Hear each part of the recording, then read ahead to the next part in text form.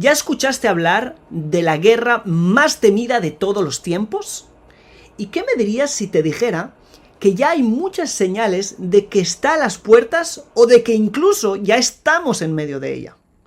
En este video voy a revelarte a partir de las fuentes hebreas originales 7 cosas imprescindibles que debes saber para reconocer la guerra de Gog y Magog, y al final del video cómo puedes librarte de ella, o si nos libraremos de ella también como humanidad.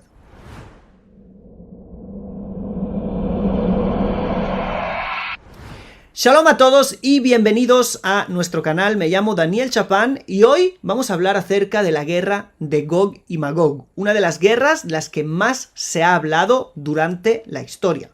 ¿Por qué? Porque ha sido profetizada por los profetas en 6 libros distintos de la Biblia hebrea.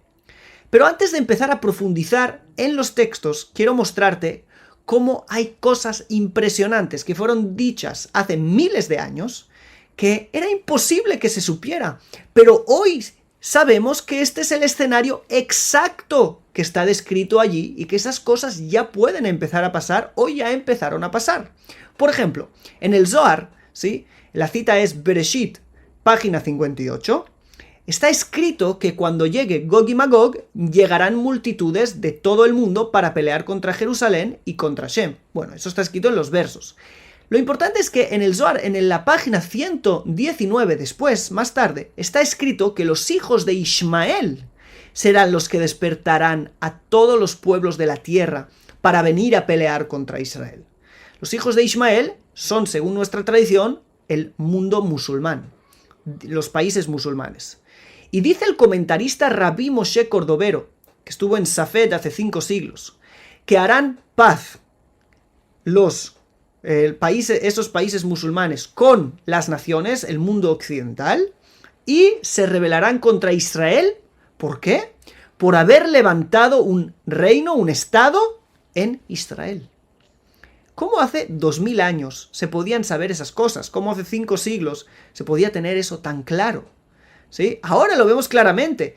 ¿Es posible que Israel en alguna guerra con algún país vecino, que son todos musulmanes, ¿sí? De alguna manera las Naciones Unidas, la OTAN, los Estados Unidos se metan en esa guerra y que haya una guerra así grande por causa de eso? Hoy en día es un escenario posible.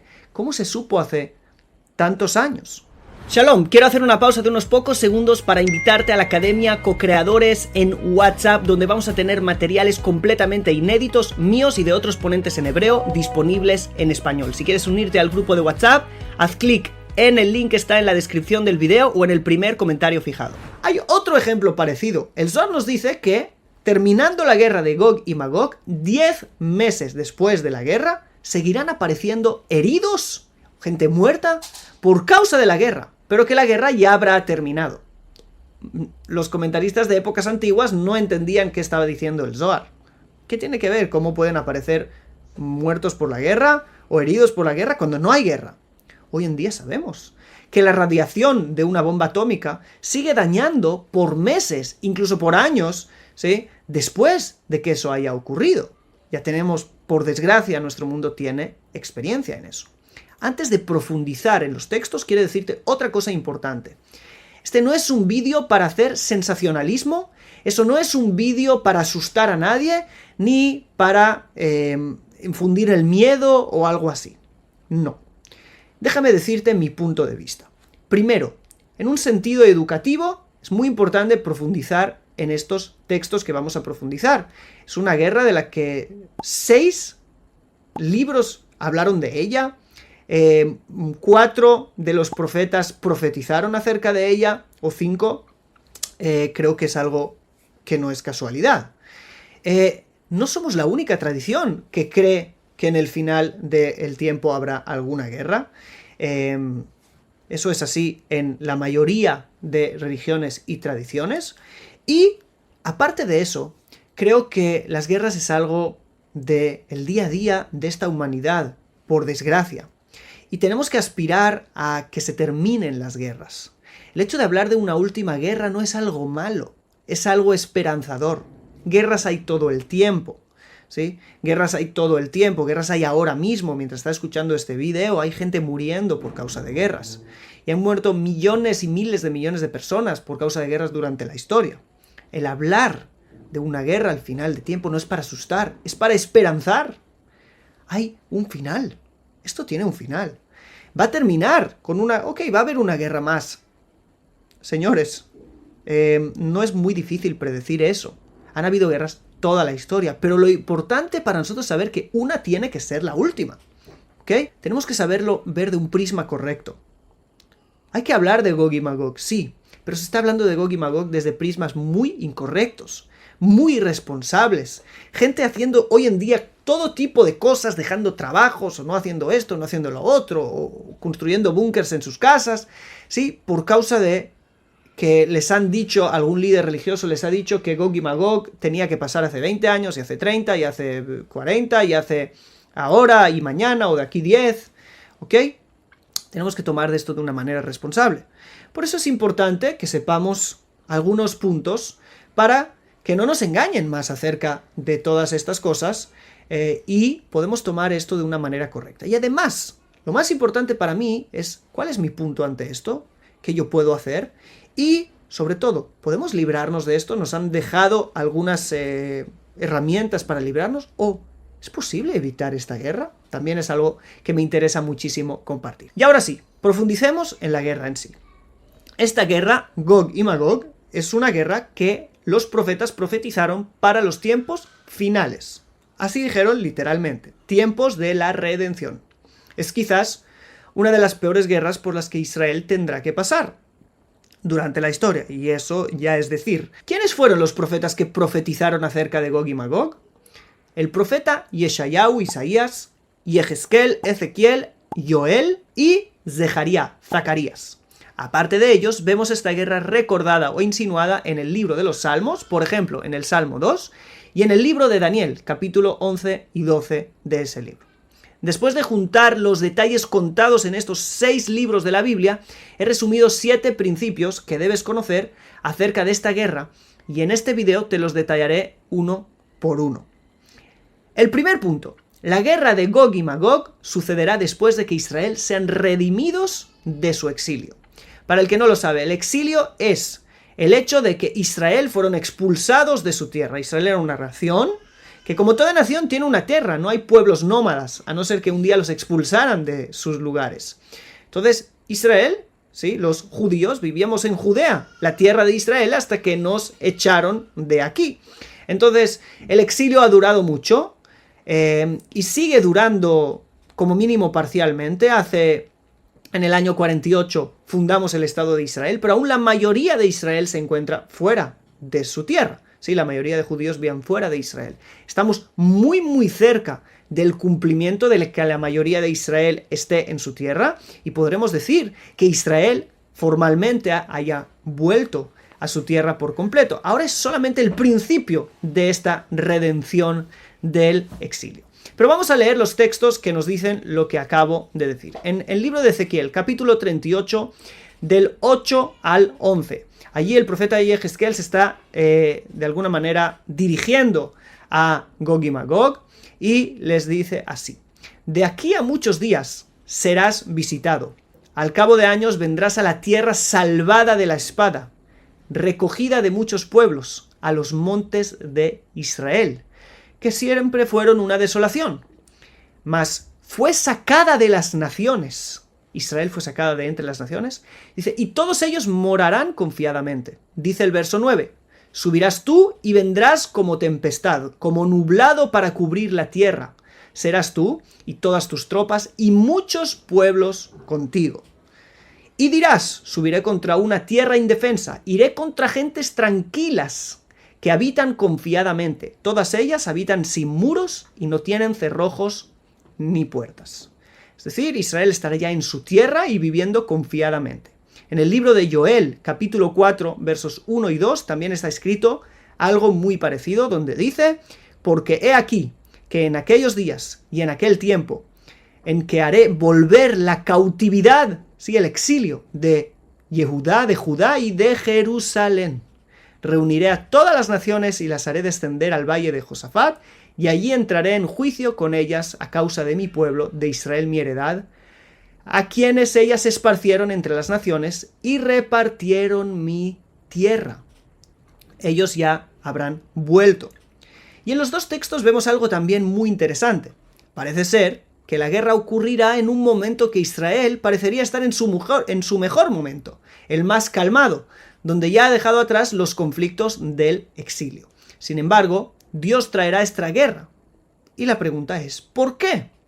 Algunos comentaristas dicen que es justamente cuando Israel está morando confiadamente que esto debe ocurrir, pues el objetivo de esta guerra es juzgar a las naciones que hayan hecho sufrir a Israel durante tantos años de exilio y pagarles ante sus ojos todo lo que les hayan hecho. Y también dicen ahí los comentaristas que a Dios aprovechará para juzgar también a los malvados de entre Israel. Por si alguno piensa que me estoy inventando esto, puede revisar el comentarista Malbim sobre Devarim 29 y allí lo encontrará escrito literalmente. Esto también tiene un mensaje para nosotros. Naciones que se han dedicado a hacer sufrir a Israel de manera injusta, creo que es el momento que se despierten, nunca es tarde, para pedir perdón. Que se despierten para hacer algún tipo de tikún, algún tipo de rectificación por lo que se ha hecho. La historia no queda borrada tan fácilmente. Uno tiene que rectificar también. Así que vamos a por el segundo punto. La guerra de Gog y Magog será la guerra de todas las naciones. Una guerra mundial. Esta no será una guerra puntual contra una nación u otra, o alguna nación vecina de Israel. Veamos los textos cómo nos afirman que esta guerra será de todas las naciones. El profeta Yeshayahu en el capítulo 66, verso 18, nos dice: porque yo conozco sus obras y sus pensamientos. Tiempo vendrá para juntar a todas las naciones y lenguas, y vendrán y verán mi gloria. Es decir, juntarlas en Jerusalén. Según los comentaristas, esta venida de todas las naciones a Jerusalén no es como la venida de las personas buenas que vienen a nuestros viajes de experiencia co-creadores, por ejemplo, que venimos todos a Jerusalén y disfrutamos, ¿sí?, de la luz divina a otro nivel. No, se está hablando de otra cosa allí, sino que se corresponde con la venida de todas las naciones escrita en Zacarías 14, 2, donde está escrito: porque yo reuniré a todas las naciones para combatir contra Jerusalén. ¿Sí? Y también en el profeta Joel, donde ya leímos que está escrito: reuniré a todas las naciones y las haré descender al valle de Josafat, y allí entraré en juicio con ellas por causa de mi pueblo. Obviamente que ustedes no tienen parte en eso. También vemos algo muy parecido en el profeta Yehezkel, en el profeta Ezequiel, donde nos dice que muchas multitudes vendrán a Jerusalén, ahí en el capítulo 38 donde vimos, y dice allí: muchos pueblos contigo, van a venir muchos pueblos contigo, sí, lo hemos leído antes también. Cómo no, también en el Salmo 2, donde empieza: ¿por qué se amontonaron las naciones y los pueblos tendrán pensamientos vanos? Salmo 2 está hablando de la guerra de Gog y Magog. Por cierto, algo muy interesante. En el capítulo 10 del libro de Bereshit, del libro del Génesis, se divide a toda la humanidad en 70 naciones. Pues fíjense bien en algo. La palabra Gog u Magog en hebreo tiene valor numérico 70. Igual que el valor de todas las naciones. Justo para eso. Para decir que esta será una guerra mundial donde tendrán parte de alguna manera o de otra todas las naciones. ¿Qué podemos aprender de este segundo punto? Tenemos que aprender que quizás a nivel político vale la pena frenar estas cosas, rectificar estas cosas, no yendo siempre de manera obsesiva en contra de Israel. No apoyar a medios que van de manera obsesiva en contra de Israel, ¿sí? No apoyar todas esas cosas de antisemitismo disfrazado de antisionismo que vivimos en nuestros tiempos. Tercer punto. Israel no vencerá esta guerra de manera natural. Imposible. Si acabamos de decir en el segundo punto que todas las naciones estarán en esta guerra en contra de una pequeña nación que es Israel, no puede ser que la victoria sea natural, solo sobrenatural. Israel contra todas las naciones y que los profetas nos dijeron que habrá una gran victoria para Israel, eso no puede ser. Todos los profetas hablaron de una intervención divina. Por ejemplo, en el libro de Zacarías capítulo 14 versos 2 y 3 se nos dice: y yo reuniré a todas las naciones en batalla contra Jerusalén y será tomada la ciudad. Serán saqueadas las casas y violadas las mujeres, la mitad de la ciudad será desterrada, pero el resto del pueblo no será cortado de la ciudad. Y dice, entonces saldrá el Eterno y peleará contra aquellas naciones, como cuando él peleó el día de la batalla. Es decir, habrá una intervención divina. También el profeta Joel 4:15 dice, y el Eterno les protegerá, será fortaleza para los hijos de Israel. Cuarto punto, las naciones terminarán peleando la una contra la otra. Y quizás de eso tenga que ver la intervención divina. En el capítulo 38 del libro de Yehezkel, en el verso 21, está escrito, la espada de uno contra su hermano será. En Zacarías 14:13 dice lo mismo. Sucederá aquel día que habrá entre ellos un gran pánico del Señor, y cada uno agarrará la mano de su prójimo y levantará su mano contra la mano de su prójimo. Así que vemos también el mismo escenario allí. Quinto punto. Esta será una guerra ideológica también, no solamente una guerra militar. Todo el mundo participará, pero se participará desde el punto de vista ideológico. Así escribe el Rav Abraham Yitzhak HaKohen Kook, uno de los más grandes cabalistas de la generación pasada, en su libro En Hayá, donde dice que la guerra de Gog y Magog, según está escrito en el Salmo 2, ¿sí?, se despertarán todos los pueblos para ir contra la luz de Israel y sus principios. No solamente en contra de Israel, sino contra su luz y sus principios, ¿sí? Que el fundamento de todos esos principios es el conocimiento de Dios, que arraigaron Israel al mundo y iluminaron el mundo entero con esa luz. Por eso dice ahí el Salmo 2, que irán en contra de Hashem, en contra del Eterno y de su Mesías, ¿sí? Meshijó. Entonces, ¿qué quiere decir? Quiere decir que, de alguna manera, las naciones irán en contra de Israel, no solamente porque militarmente hayan hecho algo que no les haya gustado, sino que Israel, de alguna manera, representará principios que la humanidad rechazará. Ahora fíjense bien en algo muy interesante.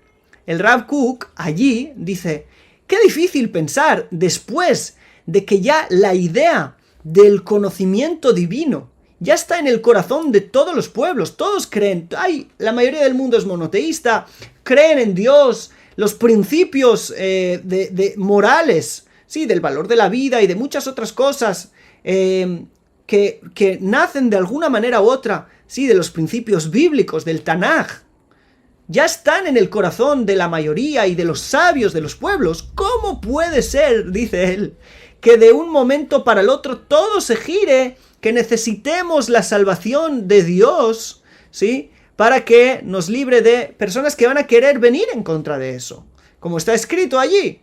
Entonces, para él era algo extraño. Pero pensémoslo bien. ¿Qué movimientos? Fijaros bien en eso, porque es muy fuerte.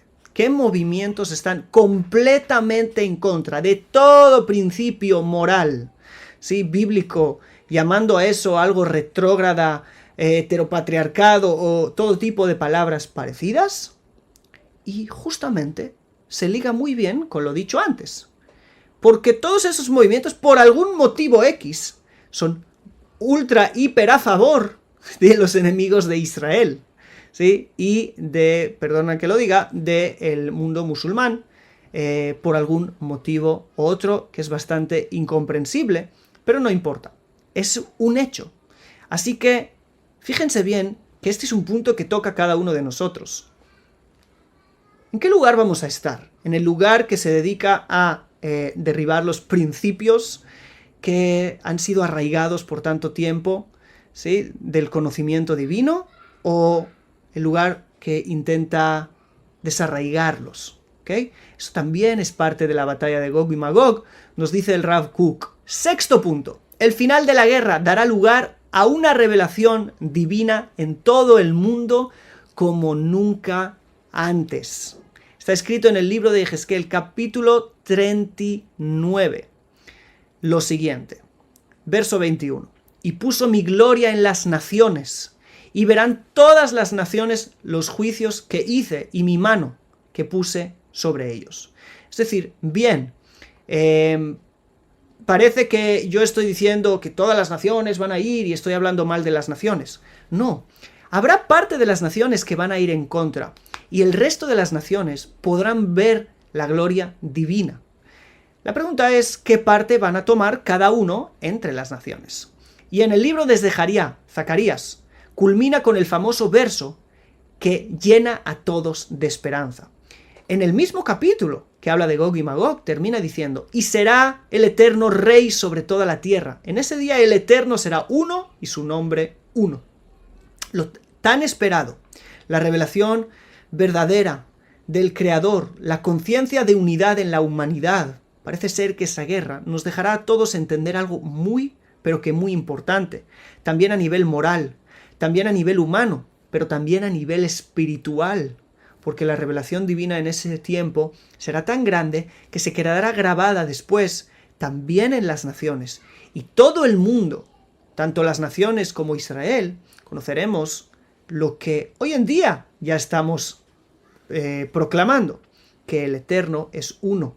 No en el sentido teológico del término solamente, sino en el sentido de que el Eterno es único y de que la humanidad tiene que elevarse a los principios morales de esa revelación, a los principios espirituales de esa revelación única, del único. Séptimo punto, que es muy impresionante. Se nos fue dicho por la tradición hasta el Gaón de Vilna, uno de los más grandes sabios de Israel, hace más o menos 300 años, que la guerra de Gog y Magog durará 9 minutos. Es algo impresionante. Yo no sé si sea literal, pero ¿cómo alguien hace 300 años podía imaginarse que una guerra mundial dure 9 minutos? Antes eso era imposible. Hoy es completamente posible. Recordar el Zohar de antes, que cuando se termine la guerra va a haber 10 meses de gente que va a seguir herida y que dijimos hoy en día con la radiación de las bombas atómicas está claro. Vemos todo el tiempo información de Irán desarrollando bomba atómica y cuánto Israel está luchando para que eso no ocurra y países que... Suena mal, pero tengo una buena noticia para ti, un poquito de esperanza. Está escrito en la tradición de Israel, los sabios de Israel nos enseñan que la forma de interpretación de estas profecías en Israel es diferente de muchas de las otras filosofías. Para nosotros está escrito que profecías que hablan de desgracias, de cosas malas, no tienen por qué ocurrir. Quiero decir que son profecías bajo condición. Es decir, si las cosas van mal, eso es lo que va a ocurrir. Pero si se cambia, es decir, si no va mal, si hay teshuvah, si hay vuelta a Dios, si hay, en vez de cosas malas, hay cosas buenas por parte nuestra, quizás eso cambie. ¿Ok? Quizás la profecía cambie. Entonces, profecías que son bajo condición no tienen por qué cumplirse así a rajatabla, es decir, puede haber una visión de que Gog y Magog no ocurra, ¿ok? O que ocurra de manera más limitada. Si se describe lo siguiente de nuevo, que va a haber tanta maldad en el mundo, entonces eso es lo que pasa. Pero podemos reducir la maldad en el mundo, aportar luz al mundo, y también se reduce con eso las consecuencias de las profecías. Por ejemplo, Jonás fue a Nínive y profetizó destrucción. Igual que está profetizada aquí, en Ezequiel y en otros lugares, destrucción. Pero el arrepentimiento de Nínive hizo que no haya destrucción. Eso es lo mismo. Profecías de caos, de destrucción, cosas terribles, pueden ser de alguna manera dadas la vuelta. Y eso es una buena noticia.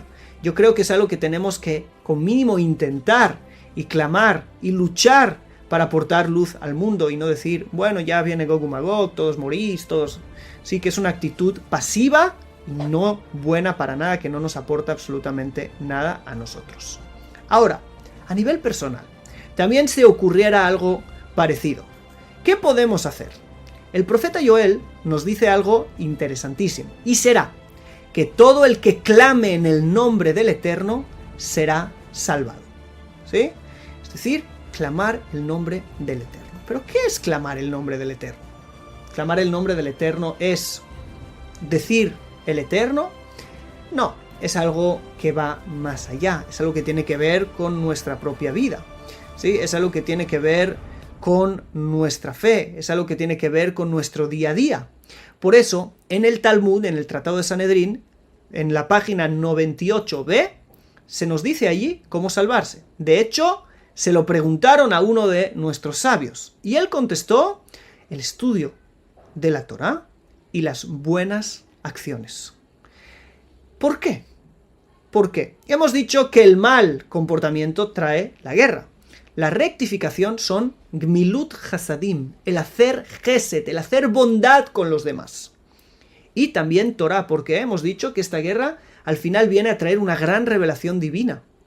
Quizás, si llenamos el mundo de revelación divina, ya no haga falta la guerra, también a nivel personal. A mí ya se me reveló, ¿sí? Niveles grandes de revelación divina a través de mi estudio, a través de mi esfuerzo por profundizar, ¿ok? Entonces ya no necesito que me sea hecho esto a través de la guerra. Y de nuevo, lo mismo las buenas acciones. ¿Sí? Torah begmilut hasadim. Por eso, me gustaría que me dejaras en los comentarios, cada uno de los que está viendo este video y le está gustando. Primero, que nos deje un like. Y segunda, ponga en los comentarios una buena acción.